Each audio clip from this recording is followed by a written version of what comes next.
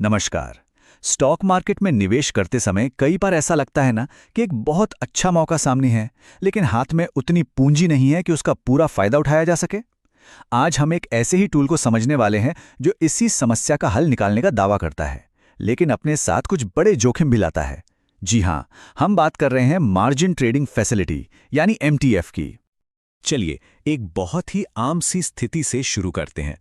एक निवेशक को कोई शानदार स्टॉक दिखता है, उसे लगता है कि ये यहाँ से बहुत ऊपर जाएगा। लेकिन मुश्किल ये है कि उसमें निवेश करने के लिए कैपिटल यानी पैसा कम पड़ रहा है। अब देखिए, पारंपरिक तौर पर ऐसी सिचुएशन में दो ही रास्ते होते थे। या तो जितना कैश है उतने से ही शेयर खरीद लिए जाएं, जो कि सेफ तो है पर ग्रोथ धीमी रहती है।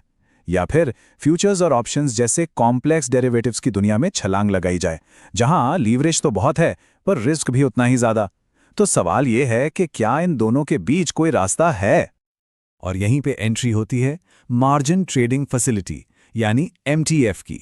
इसे रेगुलेटर्स ने खास तौर पर इसी गैप को भरने के लिए ही तैयार किया है। तो अगर इसे बिल्कुल आसान भाषा में समझें तो एमटीएफ क्या है? ये आपके ब्रोकर से मिला एक तरह का लोन है। इस लोन की मदद से कोई भी अपने कैश बैलेंस से ज्यादा कीमत के शेयर्स खरीद सकता है। इसे समझने का सबसे अच्छा तरीका है इसकी तुलना होम लोन से करना।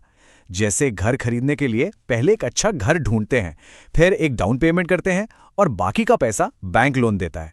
ठीक वैसे ही एमटीएफ में एक अच्छा स्टॉक ढूंढकर कुछ पैसा अपनी तरफ से लगाया जाता है, जिसे मार्जिन कहते हैं, और बाकी का पैसा ब्रोकर लोन के तौर पर दे देता है। और उन शेयर्स के मालिक आप ही होते हैं, बस लोन पर ब्याज चुकाना पड़ता है। लेकिन रुकिए, ये कोई मामूली लोन नहीं है। इसके साथ कुछ बहुत ही सख्त नियम और काफी बड़े जोखिम जुड़े हैं, जिन्हें समझना हर एमटीएफ यूजर के लिए बेहद जरूरी है। अच्छा, अब आता है सबसे जरूरी हिस्सा और वो जगह जहां सबसे ज्यादा गलतियां होती हैं। यह है प्लेज प्रोसेस। देखिए, जिस दिन ट्रेड किया वो हुआ T+0। उसके ठीक अगले दिन यानी T+1 को रात 9 बजे से पहले पहले एक ओटीपी लिंक आता है। उस पर क्लिक करके इस मार्जिन ट्रेड को ऑथराइज करना ही होता है।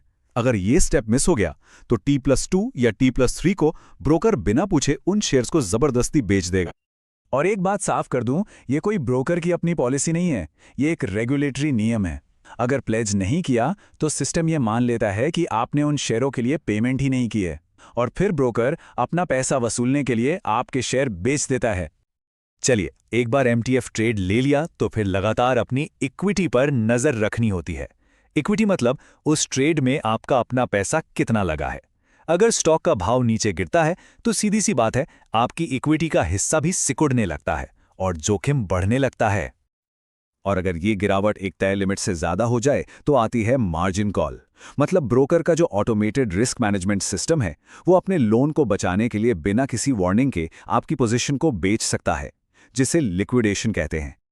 लिक्विडेशन के रिस्क के अलावा एमटीएफ के साथ एक और चीज लगातार चलती रहती है, और वो है इसकी लागत। ये लागत धीरे धीरे आपके मुनाफे को खा जाती है, और ये लागत हर रोज जुड़ती है। जैसा कि आप स्लाइड पर देख सकते हैं, एक उदाहरण के तौर पर 75,000 रुपए के लोन पर रोज का करीब 30 रुपए का ब्याज लग सकता है। यानी महीने का लगभग 900 रुपए तो सिर्फ ब्याज में ही चला गया।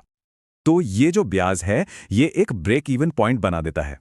मतलब वो पॉइंट जहां तक पहुंचकर आप बस अपनी लागत निकालते हैं, प्रॉफिट 0 है। उदाहरण के लिए मान लीजिए 4 गुना लिवरेज लिया 12% के ब्याज पर। तो इसका मतलब ये हुआ कि आपके स्टॉक को साल में कम से कम 9% बढ़ना होगा, सिर्फ और सिर्फ ब्याज की लागत निकालने के लिए। मुनाफा तो उसके ऊपर शुरू होगा। और ये ब्याज दरें भी हर ब्रोकर की अलग अलग होती हैं। कोई फ्लैट रेट लेता है, कोई ट्रेडिंग वॉल्यूम के हिसाब से स्लैब रखता है, तो कोई सालाना सब्सक्रिप्शन प्लान देता है। सब अलग अलग तरह के निवेशकों को अपनी ओर खींचने की कोशिश करते हैं। और हाँ, कुछ छिपी हुई लागतें भी हैं जिन्हें लोग अक्सर भूल जाते हैं, जैसे हर बार प्लेज करने का चार्ज, ब्रोकरेज जो कि पूरे ट्रांजैक्शन वैल्यू पर लगती है, सिर्फ आपके मार्जिन पर नहीं, और एक बड़ा टैक्स डिसएडवांटेज। ये सब मिलकर आपके ब्रेक इवन पॉइंट को और भी ऊपर ले जाते हैं। तो इन सारे नियमों, जोखिमों और लागतों को समझने के बाद सवाल ये उठता है कि आखिरकार किन लोगों को एमटीएफ इस्तेमाल करने के बारे में सोचना चाहिए। देखिए, ये एक टूल है जो अनुभवी निवेशकों के लिए बना है। ऐसे निवेशक जिनकी किसी अच्छे लिक्विड स्टॉक पर एक बहुत ही मजबूत मीडियम टर्म राय हो, और जो नए निवेशक हैं या जो बहुत ज्यादा वॉलेटाइल स्टॉक्स में ट्रेड करते हैं, उन्हें इससे दूर ही रहना चाहिए। सबसे महत्वपूर्ण बात जो याद रखनी है वो ये है कि ये सुविधा परफॉर्मेंस मांगती है। अगर खरीदा हुआ स्टॉक एक ही जगह पर अटका रहा यानी साइडवेज रहा, तो ब्याज की लागत ये पक्का कर देगी कि आपकी लगाई हुई पूंजी पर नुकसान ही हो। तो अंत में MTF इस्तेमाल करने का फैसला बस एक सवाल पर आकर टिक जाता है। क्या आपकी रिसर्च और निवेश की रणनीति इतनी मजबूत है कि वो लीवरेज के इस अतिरिक्त भार और लागत को उठा सके? इसी सवाल का जवाब तय करेगा कि MTF आपके लिए एक अवसर है या एक बड़ा जाल।